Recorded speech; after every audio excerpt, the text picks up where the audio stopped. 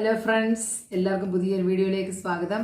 ഇന്നത്തെ നമ്മുടെ വീഡിയോ എന്ന് പറഞ്ഞാൽ വളരെ ഹെൽത്തി ആയിട്ടുള്ളൊരു റെസിപ്പി ആയിട്ട് ഞാൻ വന്നിരിക്കുന്നത്.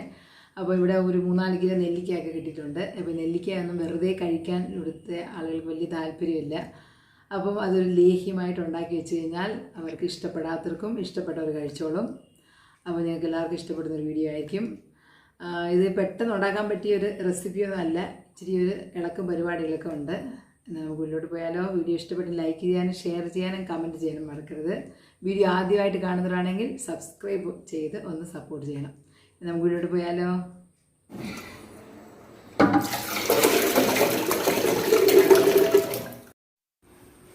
എന്നാൽ നമുക്ക് വളരെ ഹെൽത്തി ആയിട്ടുള്ള നെല്ലിക്ക ലേഹ്യം നമുക്കിന്ന് ഉണ്ടാക്കിയെടുക്കാം.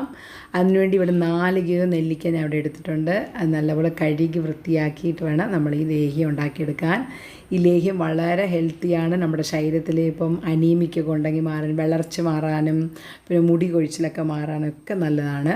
അപ്പോൾ ഞാൻ കഴുകി വൃത്തിയാക്കി വെച്ചിരിക്കുന്ന നെല്ലിക്ക ആദ്യം നമുക്കൊരു ഇഡലി പാത്രത്തിനകത്തോ കുക്കറിനകത്തോ ഇട്ട് നമുക്കൊന്ന് ചെറുതായിട്ടൊന്ന് വേവിച്ചെടുക്കണം.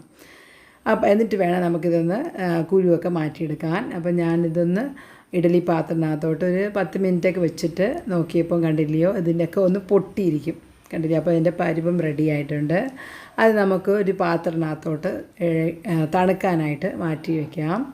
അപ്പോൾ തണുത്ത ശേഷം വേണം നമ്മുടെ കുരുവൊക്കെ അതിനകത്തിരിക്കുന്ന കുരുവെല്ലാം ഒന്ന് മാറ്റി സെപ്പറേറ്റ് ചെയ്യാൻ വേണ്ടി. അപ്പോൾ നമ്മുടെ നെല്ലിക്കയുടെ കുരുവെല്ലാം നമ്മൾ മാറ്റിയെടുത്തിട്ടുണ്ട്. അതിനുശേഷം ഇതിനാവശ്യമായിട്ടുള്ള കരിപ്പട്ടി, ഇപ്പോൾ ഞാൻ പറഞ്ഞത് 4 കിലോ നെല്ലിക്കായ്ക്ക് 4 കിലോ കരിപ്പട്ടി തന്നെ ഞാൻ ഇവിടെ എടുത്തിട്ടുണ്ട്.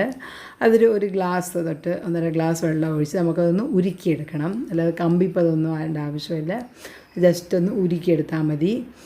അങ്ങനെ നമ്മൾ ഉരുക്കിയെടുത്ത ശേഷം കണ്ടില്ലയോ, ഇത് കണ്ടില്ലേ, ഏകദേശം നമ്മുടെ കരിപ്പട്ടിയൊക്കെ ഉരുകി വന്നിട്ടുണ്ട്. അതിന് നല്ലപോലെ അരിച്ചിട്ട് വേണം നമുക്ക് നെല്ലിക്കകത്ത് ചേർക്കാൻ വേണ്ടി. അപ്പോൾ നമ്മൾ ആറിയ നെല്ലിക്കയെല്ലാം ഇതിനകത്തോട്ട് മിക്സിക്കകത്തോട്ടിട്ട് അരച്ചെടുത്ത ശേഷം കണ്ടില്ലേ, ഇച്ചിരി തരിതരിപ്പായിട്ടാണ് ഞാൻ ഇവിടെ അരയ്ക്കുന്നത്, ഒത്തിരി സോഫ്റ്റായിട്ട് അരയ്ക്കുന്നില്ല. പിന്നെ ആവശ്യമായിട്ടുള്ള മസാല പറഞ്ഞാൽ പട്ട, ഏലക്ക, ഗ്രാമ്പു, തക്കോലം 4 ഞാൻ ഇവിടെ എടുത്തിട്ടുണ്ട്.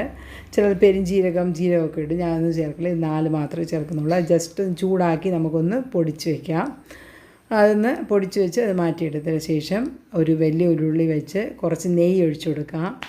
നെയ്യ് നല്ലപോലെ ഒന്ന് ചൂടായി വരുമ്പം നമ്മൾ അരച്ച് വെച്ചിരിക്കുന്ന നെല്ലിക്ക ഒരു 4 സ്പൂൺ നെയ്യ് ഞാൻ ഇവിടെ ഒഴിച്ചിട്ടുണ്ട്. അപ്പോൾ അതിന് ശേഷം നമ്മൾ അരച്ച് വെച്ചിരിക്കുന്ന നെല്ലിക്ക അതിനകത്തോട്ട് ചേർത്ത് നല്ലപോലെ ഒന്ന് വഴറ്റിയെടുക്കണം. നമ്മുടെ നെയ്ക്കകത്തോട്ട് ആദ്യം ചെറുതായിട്ട് ഇതൊന്ന് വഴറ്റിയെടുക്കണം. ഇതിൻ്റെ പ്രോസസ്സ് എന്ന് പറഞ്ഞാൽ നല്ലപോലെ ഇളക്കണം, അതാണ് ഈ ലേഹ്യത്തിൻ്റെ പ്രത്യേകത. കൈവിടാതെ ഇളക്കിയെടുത്താലേ നല്ല ഇതായിട്ട് വരത്തുള്ളൂ, അല്ലെങ്കിൽ അടി പിടിക്കാനൊക്കെ ചാൻസ് ഉള്ളതുകൊണ്ട് നല്ലപോലെ ഇളക്കിയെടുക്കണം. അപ്പോൾ ആദ്യം നമുക്ക് നെയ്ക്കകത്തോട്ടൊന്ന് വഴറ്റിയെടുത്ത ശേഷം നമുക്ക് ആവശ്യമായിട്ടുള്ള കരിപ്പട്ടി, ഉരുക്കി വെച്ചിരിക്കുന്ന കരിപ്പട്ടി ഇതിനകത്തോട്ട് ചേർത്ത് കൊടുക്കണം. അപ്പോൾ കരിപ്പട്ടി ഒഴിക്കുമ്പോൾ പ്രത്യേകം ശ്രദ്ധിക്കണം, നമ്മൾ അരിച്ച് ചേർക്കണം, ഒത്തിരി മണ്ണ് വഴുക്കൊക്കെ കാണും. അപ്പോൾ എല്ലാം അരിച്ച് ചേർത്ത ശേഷം നമുക്കതൊന്ന് നല്ലപോലെ ഇളക്കി കൊടുക്കാം. അപ്പോൾ നമ്മുടെ കരിപ്പട്ടിയൊക്കെ അരിച്ചിട്ടുണ്ട്.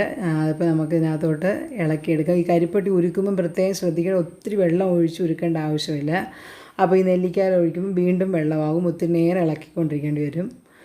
അപ്പോൾ നമ്മുടെ ശർക്കരയൊക്കെ നമ്മൾ ഒഴിച്ചിട്ടുണ്ട്, കരിപ്പട്ടിയൊക്കെ ഒഴിച്ച് നല്ലപോലെ ഇനി കൈവിടാതെ ഇളക്കണം.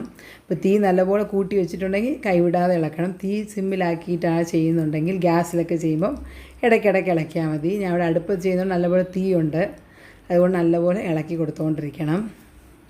അപ്പോൾ ആവശ്യമായിട്ട് കുറച്ച് ഞാൻ ഉപ്പ് നേരത്തെ ചേർത്തിട്ടുണ്ടായിരുന്നു, അത് ഞാൻ നിങ്ങളെ കാണിക്കാൻ മറന്നുപോയി. പിന്നെ അതിൻ്റെ കൂടെ തന്നെ നമ്മുടെ പൊടിച്ച് വെച്ചിരിക്കുന്ന മസാല കൂട്ടും, പട്ട, ഗ്രാമ്പൂ, തക്കോലം, പിന്നെ നമ്മുടെ ഏലക്ക, അതുകൂടെ ഞാൻ അതിനകത്തോട്ട് ചേർത്ത് നല്ലപോലെ ഇളക്കി കൊടുക്കണം. അപ്പോൾ ഇളക്കി ഇളക്കുമ്പോൾ നല്ലപോലെ ഇങ്ങനെ വെള്ളമൊക്കെ വറ്റി ഇതുപോലെ വരുമ്പം അതിൻ്റെ പരുവ് എന്തുവാന്ന് പറഞ്ഞാൽ, നമ്മളിങ്ങനെ തവി വെച്ച് ഇങ്ങനെ മൂവ് ചെയ്യുമ്പം അത് പെട്ടെന്ന് വന്ന് രണ്ടും കൂടെ ചേരത്തില്ല, അതാണ് ഇതിൻ്റെ പരുവം. അങ്ങനെയാണ് നമ്മുടെ ലേഹ്യം കറക്റ്റാണ് മനസ്സിലാകുന്നത്. തവിക്കകത്തു നിന്നൊക്കെ പെട്ടെന്ന് ഇളകി വരുന്നുണ്ട്. അപ്പോൾ നെല്ലിക്ക ലേഹ്യം റെഡിയായിട്ടുണ്ട്. അപ്പോൾ ഞാൻ നോക്കിക്കേ, കണ്ടില്ല, ഇതുപോലെ ചെയ്യുമ്പം പെട്ടെന്ന് രണ്ടും കൂടെ ചേരുന്നില്ലല്ലോ. അപ്പം നമ്മുടെ നെല്ലിക്ക ലേഹ്യം റെഡിയായെന്ന് മനസ്സിലായിട്ടുണ്ട്. അപ്പോൾ എല്ലാം തീർച്ചയായും ട്രൈ ചെയ്ത് നോക്ക്, വളരെ ഹെൽത്തി ആയിട്ടുള്ളതാണ്. എന്നാൽ അടുത്ത വീഡിയോ കാണുന്നവരെ ബൈ ബൈ.